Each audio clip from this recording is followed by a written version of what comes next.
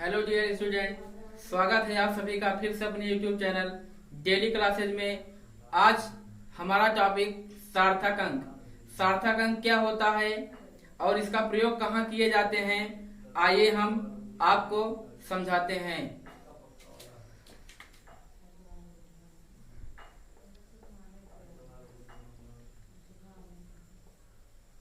सार्थक अंक। सार्थक अंक क्या होते हैं? उन अंकों की संख्या जिसके द्वारा किसी राशि को निश्चित रूप में व्यक्त किया जा सके।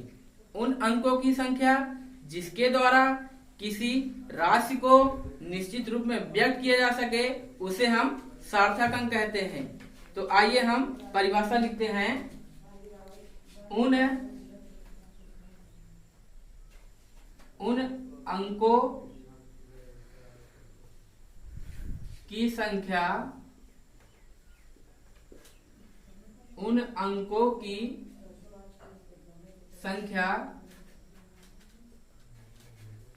जिसके द्वारा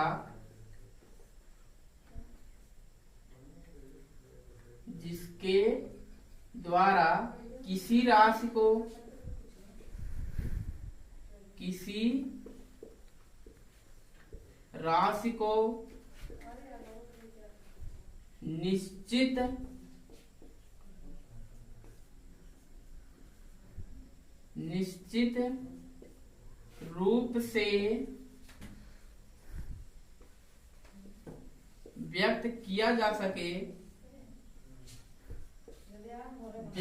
निश्चित रूप से व्यक्त किया जा सके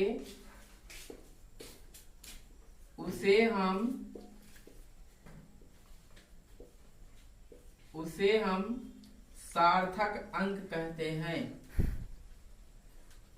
सार्थक अंक कहते हैं।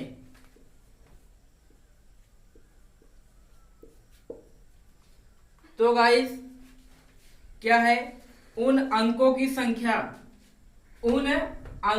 संख्या जिसके द्वारा किसी राशि को निश्चित रूप से व्यक्त किया जा सके उसे हम सार्थक अंक कहते हैं। क्या है? उन अंकों की संख्या जिसके द्वारा हम किसी निश्चित रूप में व्यक्त कर सकें उसे हम क्या कहते हैं? सार्थक अंक कहते हैं। तो सार्थक अंक के कई नियम होते हैं, आइए हम उन नियम को बताते हैं।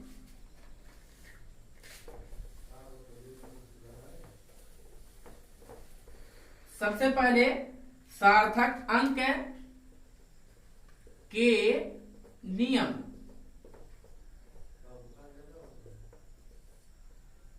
तो पहला नियम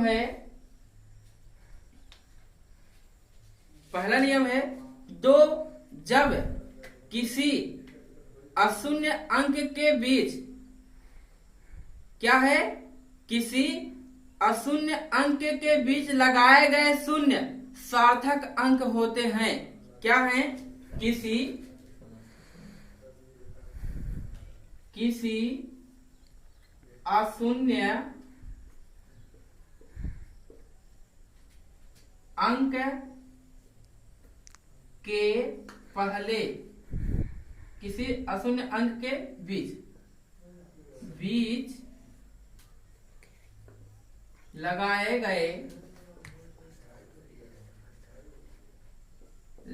गए शून्य सार्थक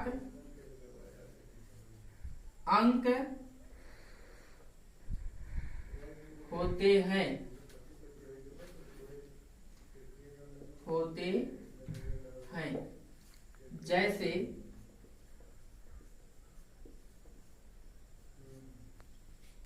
जैसे क्या है? किसी अशून्य अंक के बीच लगाए गए शून्य सार्थक अंक होते हैं। जैसे हमारा क्या आ जाए? जैसे 7003004। ये क्या है? ये हमारा क्या है?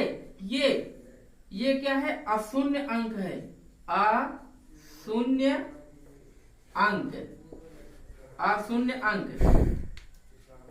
अशून्य अंक। हम क्या लिखा है? किसी अशून्य अंक के बीच लगाए गए, किसी अशून्य अंक के बीच लगाए गए शून्य सार्थक अंक होते हैं। जैसे ये क्या 7003, यहाँ पॉइंट है 0.004, तो इसमें सार्थक अंक कितने होंगे?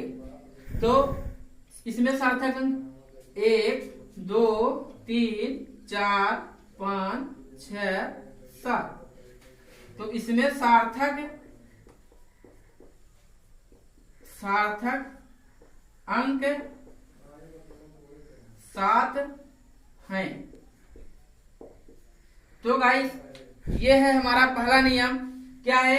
किसी अशून्य अंक के बीच लगाए गए, किसी अशून्य अंक के बीच लगाए गए शून्य सार्थक अंक होते हैं। जैसे में 7003.004, तो इसमें सार्थक अंक कितने हैं? 7 हैं। तो इसी प्रकार हमारा दूसरा नियम है, वो क्या है? आइए हम आपको समझाते हैं।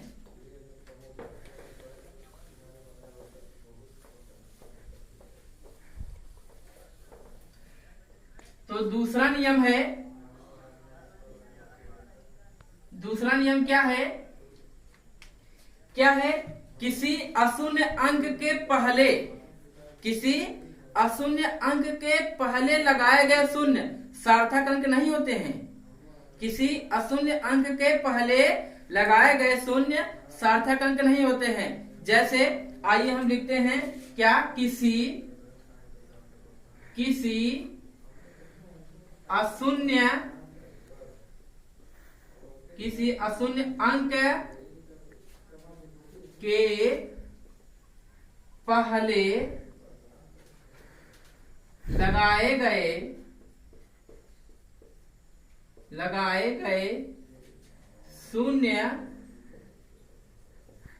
लगाए गए शून्य सार्थक अंक नहीं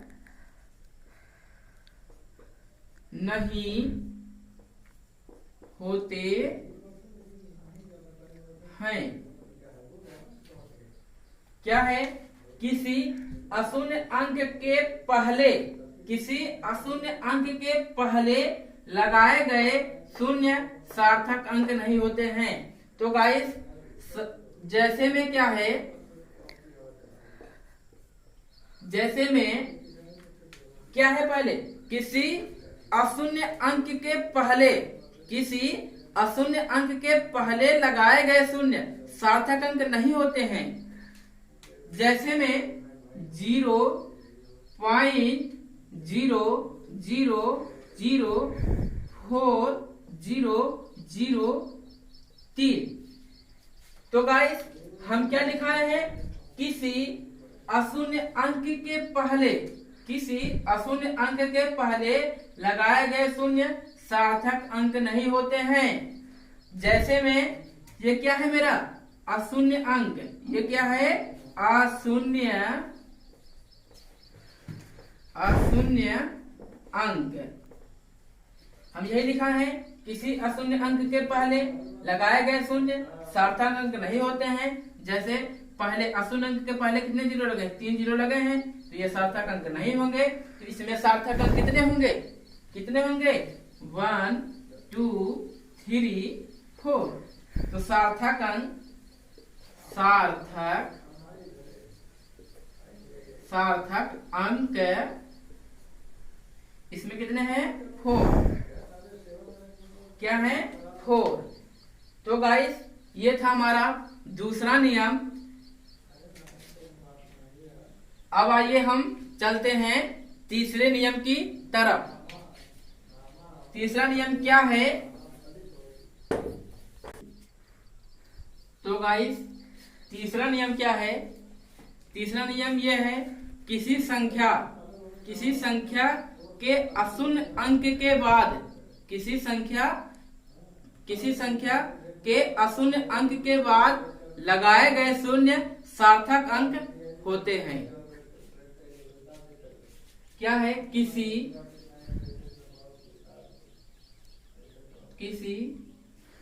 संख्या के अशून्य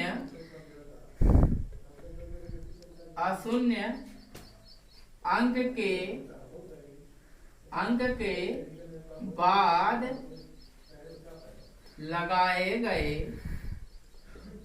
लगाए गए शून्य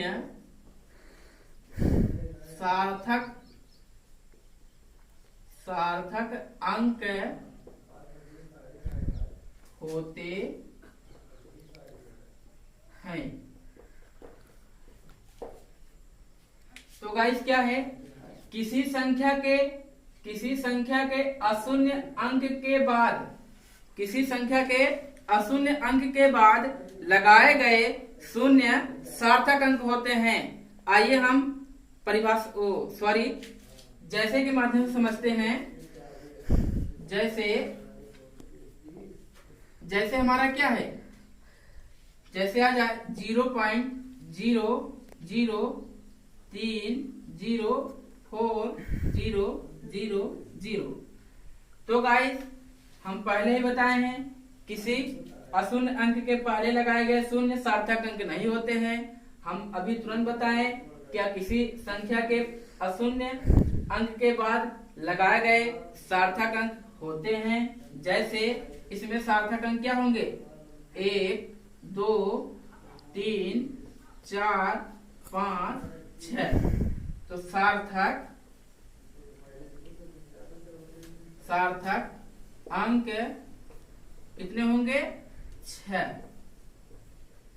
तो गाइस ये था हमारा तीसरा नियम। आइए हम चलते हैं चौथे नियम की तरफ। चौथा नियम क्या है? आइए हम आपको समझाते हैं।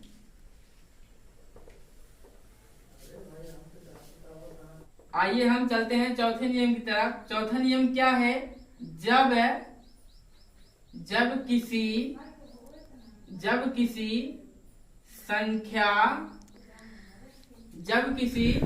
संख्या में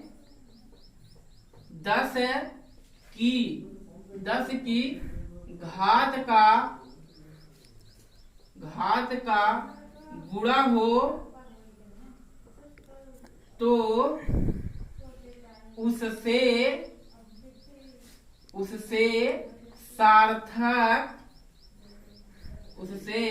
सार्थक अंक पर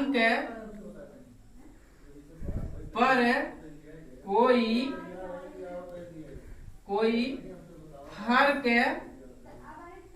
नहीं पड़ता